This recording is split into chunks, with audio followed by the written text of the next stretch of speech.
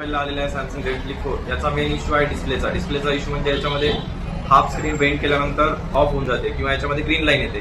तर हा इश्यू यांनी बाहेर चेक केला, त्यावेळेस त्यांना बोलण्यात आलं की याला अराउंड 24 ते 25,000 खर्च जाईल. बट याचा मेन इश्यू आपण याची जी इनर फ्लेक्स आहे हिंजेसच्या आतमधली ती फ्लेक्स चेंज करणार आहे. तर या फ्लेक्स चेंज केल्यानंतर हा डिस्प्ले पूर्णपणे वर्किंग होतो. फ्लेक्च्युएट होत आहे. तर हा जो आहे ग्रीन शेड येतो याच्यामध्ये, मध्ये स्टक होतोय, ग्रीन लाईन फ्लेक्च्युएशन असे इश्यू येत आहे त्याच्यामध्ये.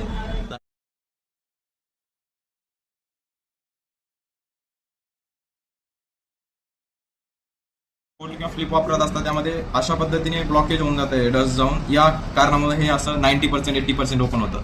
तर हे अशा प्रकारच्या डस्टमुळेच हे ब्लॉकेज होऊन पूर्णपणे जाम होऊन जातात त्याच्या हिंजेस. तर सॅमसंगचे कुठल्याही प्रकारचे हिंजेसचं काम असू द्या किंवा तुमचं स्ट्रिप वगैरे डॅमेज असू द्या मिडलची, ती आपण चेंज करू देऊ.